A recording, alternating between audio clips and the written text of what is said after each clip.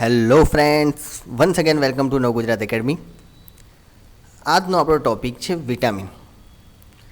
સાયન્સનો બહુ જ important topic છે, જે કોઈ પણ એક્ઝામમાં પૂછાય છે.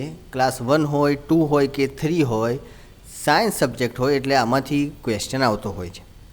તો ચાલો આપણે મિત્રો શરૂઆત કરીએ. વિટામિન છે શું? તો વિટામિન એ પોષક તત્વોનો એક વર્ગ છે. વિટામિન એ આપણા શરીર માટે એક આવશ્યક ઘટક છે. વિટામિન આપણા શરીરને જોઈએ. વિટામિન ડેફિશિયન્સી જો આપણા શરીરમાં હોય તો આપણને અલગ અલગ એવા રોગો થતા હોય છે. એટલે વિટામિનની કમી આપણા શરીરમાં રોગો ઉત્પન્ન કરે છે. હવે વિટામિન ડી અને કે સિવાયના વિટામિનને ખોરાકમાંથી મેળવવા આવશ્યક છે. એટલે કે વિટામિન જે ડી છે એ આપણને સૂર્યપ્રકાશમાંથી મળે છે, અને વિટામિન કે છે એ આપણને જે બેક્ટેરિયલ સેન્થેસિસ હોય છે એમાંથી આપણને મળતું હોય છે. તે સિવાય આપણને બીજા એવા ફૂડમાંથી પણ મળે છે, પણ એવું આવશ્યક નથી કે ખાલી ખોરાકમાંથી જ મળતા હોય. બરાબર? એટલે આ બે છે વિટામિન, એ આપણે યાદ રાખજો, ઇમ્પોર્ટન્ટ છે. ત્યારબાદ આપણે આગળ જોઈએ તો વિટામિનને કેટલા ભાગમાં વહેંચવામાં આવે છે? તો બે ભાગમાં વહેંચવામાં આવે છે. એક તો ચરબી દ્રાવ્ય વિટામિન અને એક પાણી દ્રાવ્ય વિટામિન.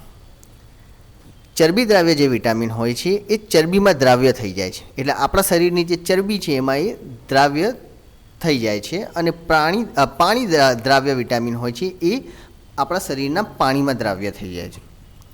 હવે આપણે સૌપ્રથમ જે ફર્સ્ટ છે ચરબી દ્રાવ્ય વિટામિન, એ આપણે જોઈ લઈએ. તો ચરબી દ્રાવ્ય જે વિટામિન છે એમાં vitamin A, vitamin D, vitamin E અને વિટામિન કેનો સમાવેશ થાય છે. ઇમ્પોર્ટન્ટ છે, યાદ રાખજો કયા કયા વિટામિન ચરબી દ્રાવ્ય વિટામિન છે. એક્ઝામમાં કદાચ પૂછી પણ શકે. બરાબર? એક એક વસ્તુ આમાં ઇમ્પોર્ટન્ટ છે, એક એક લાઇન ઇમ્પોર્ટન્ટ છે, એટલે યાદ રાખજો. ત્યારબાદ આપણે જો જોઈએ આગળ, તો જે વિટામિન છે એમાં વિટામિન એ છે એને રેટિનોલ પણ કહેવામાં આવે છે. બરાબર? એને રેટિનોલ કહેવામાં આવે છે. યાદ રાખજો, એક્ઝામમાં આવું પણ પૂછે છે કે વિટામિન એને બીજા કયા નામથી ઓળખવામાં આવે છે, અને આવા ક્વેશ્ચન પૂછાય જ છે. હવે જે વિટામિન એ છે જેને રેટિનોલ કહેવામાં આવે છે, એની ઉણપની શું અસરો છે? એટલે કે આપણા શરીરમાં એની ઉણપ હોય તો એની શું અસર થઈ શકે છે? તો આપણી સંવેદનશીલતા ઓછી થઈ જાય અને રાત્રિ અંધાપો આવી શકે છે. હવે જે વિટામિન એ છે એ મેળવવાના સ્ત્રોત કયા કયા? તો એ માછલીમાંથી, યકૃતમાંથી, ઈંડામાંથી, માખણમાંથી, પનીરમાંથી અને ગાજરમાંથી આપણને મળતા હોય છે. તે સિવાય બીજા ઘણા બધા એવા સ્ત્રોત છે, પરંતુ અહીંયા મેં અમુક જ એવા સ્ત્રોત લખ્યા છે. ત્યારબાદ આપણે આગળ જોઈએ તો વિટામિન ડી, જેને કેલ્સીફેરોલ પણ કહેવામાં આવે છે, એની જે ઉણપથી સુક્તાનનો રોગ થાય છે એ આપણને યકૃતમાંથી, પાલકમાંથી અને સૂર્યપ્રકાશમાંથી મળે છે. તેનો મહત્ત્વનો એક સ્ત્રોત છે સૂર્યપ્રકાશ. બરાબર? યાદ રાખજો, ઇમ્પોર્ટન્ટ વસ્તુ બની જાય છે, જેને સનસાઇન વિટામિન પણ કહેવામાં આવે છે. વિટામિન ડીને કદાચ એક્ઝામમાં પૂછી લીધું કે સનસાઇન વિટામિન કોને કહેવામાં આવે છે? તો વિટામિન ડી. ત્યારબાદ આપણે આગળ જોઈએ તો વિટામિન ઈ, જેને આલ્ફા ટોકોફેરોલ પણ કહેવામાં આવે છે. એની ઉણપની અસરથી એનિમિયા, વ્યંધત્વ અને પગમાં સોજા જેવી અસરો આપણા શરીરને થઈ શકે છે. જે આપણને ઈંડાની વચ્ચે એની જરદી આવે છે ગ્રીન કલરની, યલો કલરની. ત્યારબાદ માંસમાંથી, બદામમાંથી અને લીલા શાકભાજીમાંથી આપણને આ સ્ત્રોત મળતા હોય છે. ત્યારબાદ વિટામિન કે, જેને ફિલોક્વિનોન કહેવામાં આવે છે, એની ઉણપની અસરથી આપણું જે શરીર હોય એની લોહીની ગાંઠો પડે છે. એટલે લોહી આપણું જે હોય એ ગંઠાવા લાગે છે. જેનો સ્ત્રોત છે ફૂલકોબી અને પાંદડાવાળા જે શાકભાજી લીલા આવે છે એ ખાવાથી આપણને વિટામિન કેની ઉણપ થતી નથી. એટલે આ ચાર આપણા શરીરમાં ચરબી દ્રાવ્ય વિટામિન છે. યાદ રાખજો, ફરીથી એકવાર અહીંયા જોઈ લઈએ. Vitamin A, vitamin D, vitamin E અને વિટામિન કે, આ ચાર જે વિટામિન છે ચરબી દ્રાવ્ય વિટામિન છે. રાઈટ? આની પીડીએફ હું તમને ટેલિગ્રામ પર પ્રોવાઈડ કરી દઈશ, એટલે ત્યાંથી તમે એને ડાઉનલોડ કરી શકો છો. ત્યારબાદ આપણે હવે પાણી દ્રાવ્ય વિટામિન્સ જોઈએ. તો પાણી દ્રાવ્ય વિટામિનમાં વિટામિન બી અને વિટામિન સી હોય છે. બરાબર? આ બે વિટામિન છે. અને વિટામિન બીની અંદર આપ સૌ જાણો જ છો કે vitamin B1, B2, B3, B5, B6, B7, B9 અને B12 હોય છે, જે વિટામિન બીની અંદર હોય છે. રાઈટ? અને એક હોય છે વિટામિન સી. તો વિટામિન B1 સૌપ્રથમ આપણે જોઈએ તો B1 ને થાઇમિન કહેવામાં આવે છે. આ ક્વેશ્ચન એક્ઝામમાં પૂછાયેલો છે, યાદ રાખજો, ઇમ્પોર્ટન્ટ છે. વિટામિન B1 ને શું કહેવામાં આવે છે? થાઇમિન. તેની ઉણપથી બેરીબેરીનો રોગ થાય છે અને તેના જે સ્ત્રોત છે એ દૂધ, બદામ અને અનાજ છે. ત્યારબાદ આપણે આગળ જોઈએ તો વિટામિન B2 જેને રાઇબોફ્લેવિન કહેવામાં આવે છે.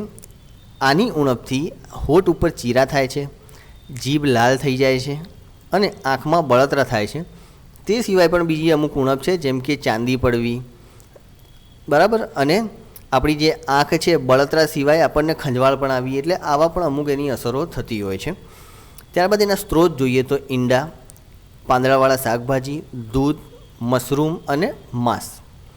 ત્યારબાદ આગળ વધીએ તો વિટામિન B3 એને નાઇસિન કહેવામાં આવે છે. એની ઉણપની અસરથી પેલાગ્રા નામક રોગ થાય છે. એના જે સ્ત્રોત છે એમાં યકૃત, મગફળી, સોયાબીન અને બટાકા છે. ત્યારબાદ વિટામિન B5 જેને પેન્ટોથેનિક એસિડ કહેવામાં આવે છે, તેની ઉણપથી મંદ વિકાસ, એટલે જે વિકાસ હોય એ ઓછો થાય છે. તેનો જે સ્ત્રોત છે એ છે મશરૂમ, ઈંડા જરદી, બદામ અને યકૃત. ત્યારબાદ વિટામિન B6 જેને પાયરિડોક્સિન કહેવામાં આવે છે, જેની ઉણપથી થાક, હતાશા એટલે કે ડિપ્રેશન લાગે છે અને માથાનો દુખાવો જેવા અસરો થતી હોય છે.